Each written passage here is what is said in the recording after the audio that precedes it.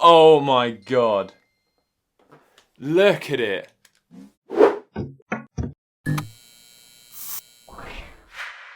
Hey everyone, how's it going? My name is Elliot. Not sure if you remember me because it's been about a week since I uploaded. Hopefully you still do. Today, we're going to be taking another look at the dual screen Game Boy Advance SP. Now, if you remember, I never managed to get it fully working. I created this double screen shell. It unfortunately broke, so it was just an absolute disaster. And currently in here right now is just two smashed screens as placeholders.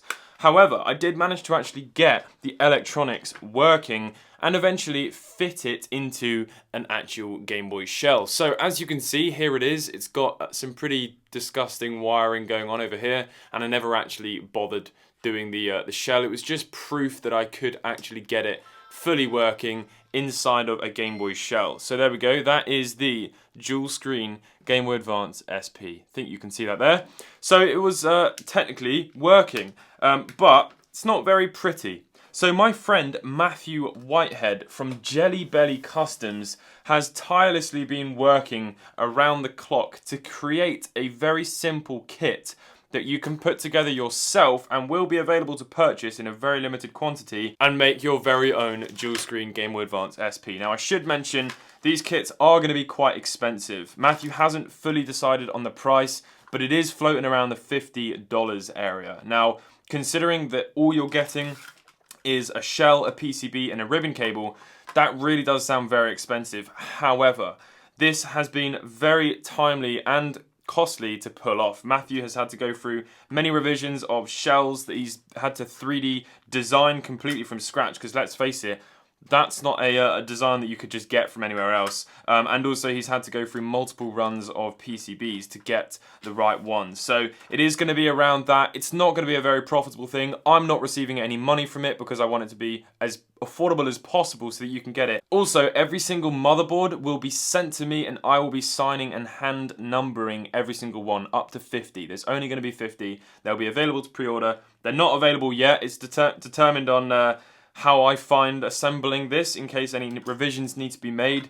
But yeah, just thought I'd let you know I will release another little update video when they are available, or I'll just put a little post out or something like that. But anyway, here it is. Very exciting. So what he's essentially done is created a PCB that removes the point where you had to solder 60 something rather wires to get the ribbon cable to speak to the motherboard. It's got 3 connectors on there that he's actually hand put on there himself. They don't just come like that from China. And it has on the bottom jellybellycustoms.com Dual Boy SP. So that's the name that we're going with. And then it has my quote at the start of the video. Today we're going to be giving the Game Boy Advance SP another screen, ... for no reason. Elliot Cole, the Retro Future. So I'll be signing and numbering each one on the back for those of you who care.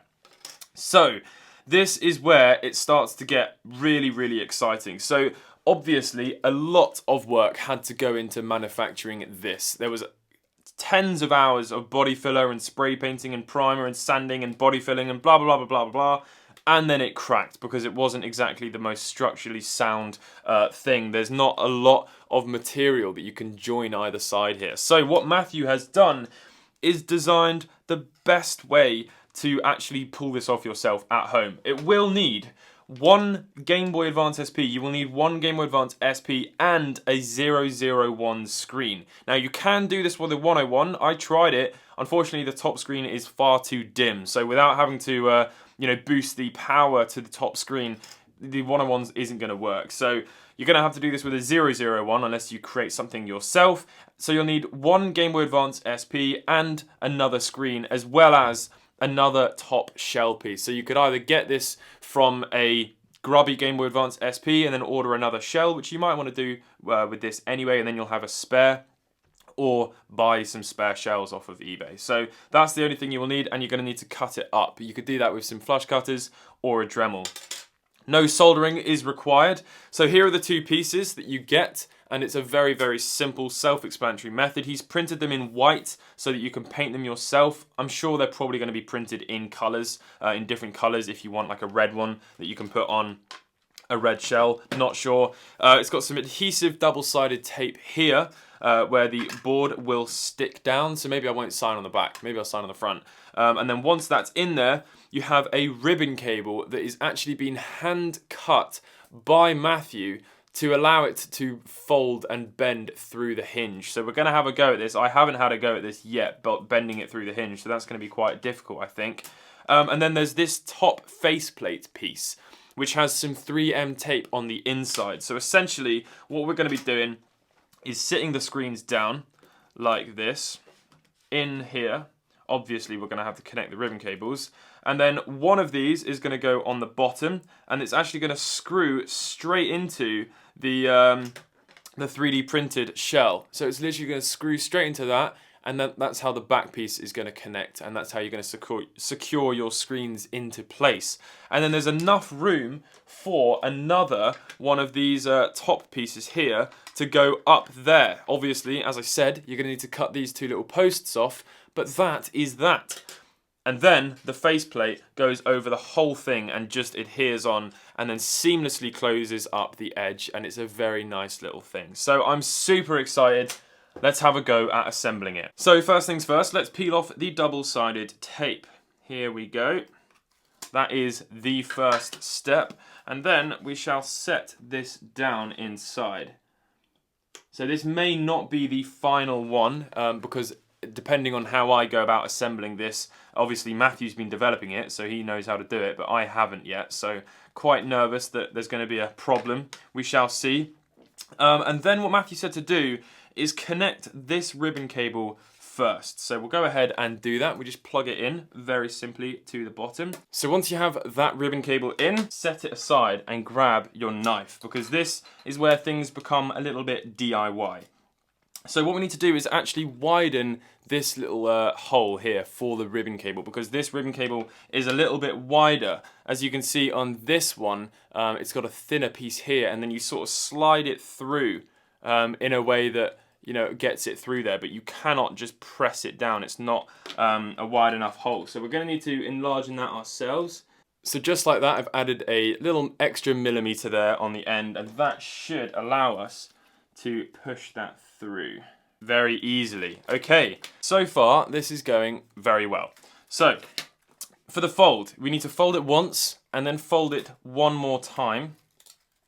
Okay, then hold that all there, post it through like so, and then we're going to take the motherboard and plug it in. That is it in. That is fairly straightforward so far. That's the first bit done. So far, kind of going pretty well. The next thing I'm going to do is grab the screen. Now for this, you do need to be very careful because the ribbon cable on the SPs are pretty fragile. So, straighten it out like that, and then open up the lock on the connector and slide it in.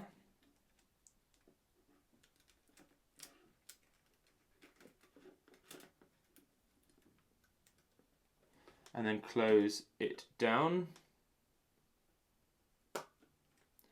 And then simply set the screen back, and it will sit in there very nicely. So once that screen is in there, you can fold open the shell and presumably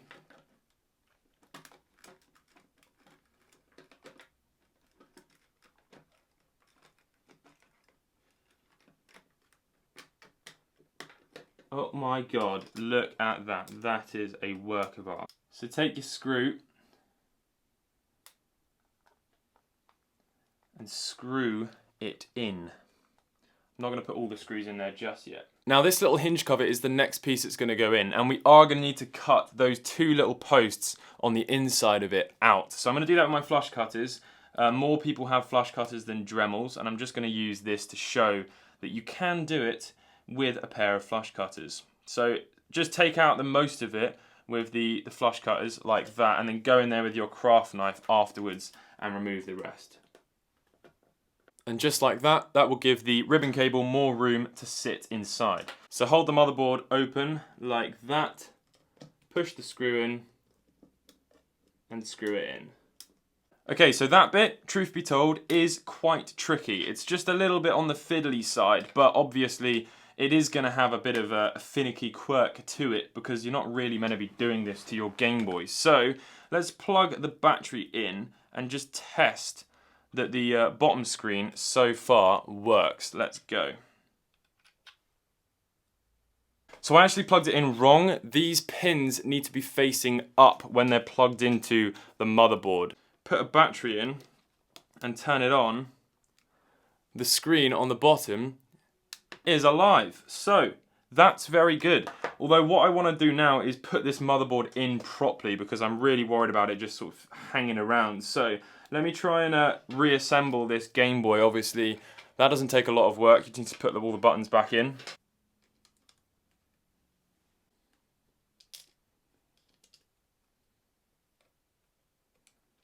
Okay, that is all of the buttons in.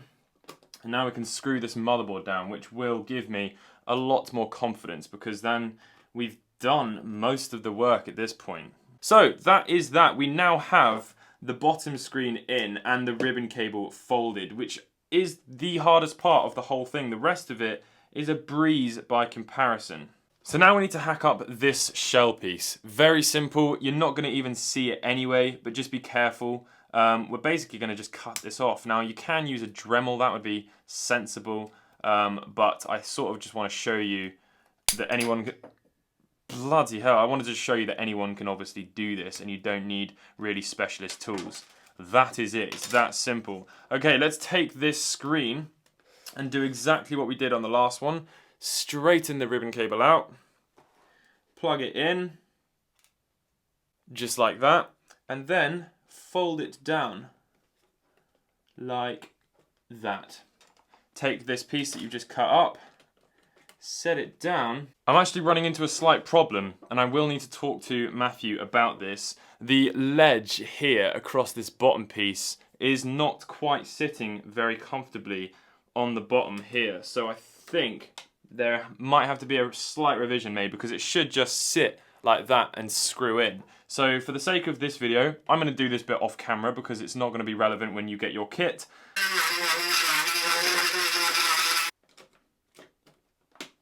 Oh yeah, that is that. Lovely. Right, we are done with assembling the most complex part.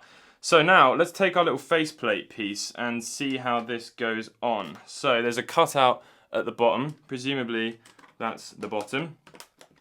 Bloody hell, that fits just perfectly. Look at that. Right, let me quickly give the screens a wipe. We peel off the 3M tape piece, which Matthew has cut by hand.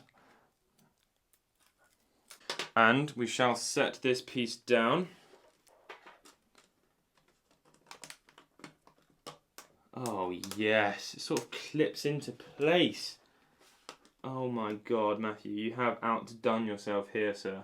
Okay, that is beautiful. Now, we do actually have access to the little screws there, so you can put your screw covers on. That is really quite a thing. Now, it's not closing that well. You can see there, it's still a little bit open. Let's quickly test it before we go any further and just make sure it still works. Oh my god, yes. Dude, we've actually... Right, let's take this piece. Moment of truth. This is the final few steps now. Power slider, back piece. Battery in, battery cover on. Oh yes, okay. Now, unfortunately, I've only got one of these little Nintendo badges, and it's a bit crap. So, it's going to have to do, though. But yeah, obviously, if you buy a aftermarket kit, that's going to be really nice, but that will do for now. Oh my goodness. Okay, it's a little bit top-heavy, that's for sure. But... oh my god. Look at it. That is exceptional. Wow. Okay, let me just quickly fill up those screw posts and we're done. That is it. Finished. Right, let's whack a game of Pokemon in there. And of course it works beautifully. I can't believe it. I seriously cannot believe it. That is so cool. Holy crap. Massive props to Jelly Belly Customs, aka Matthew Whitehead. I think I said that the wrong way around. Look at these. Now you can definitely tell, obviously there's a bit of a height difference going on, but what this 3D printed shell has meant is that you don't have to spend hours and hours and hours creating it yourself and potentially snapping it like I did. So that is the GameBoy SP. Is there a reason for it? Absolutely not. Why would you want it? Because it's bloody cool. Look at that. Seriously cool. Let me know what your thoughts are in the comments. Obviously, we do need to do some revisions to it before it's absolutely perfect. But it's more or less there. It's only a few tiny little tweaks. It's not easy. It is not easy. The ribbon cable is definitely a little bit of a faff to get through. You have to fold it quite a few times. I think a written guide, step by step, as clear as it can possibly be, is going to be very helpful with photos, obviously, to go along. But how badly I want to see these in the wild is, I don't even have the words for it. It would be so cool, because this project is so many hours from my part and Matthew's have gone into this, and it's pointless, and that's why it's brilliant.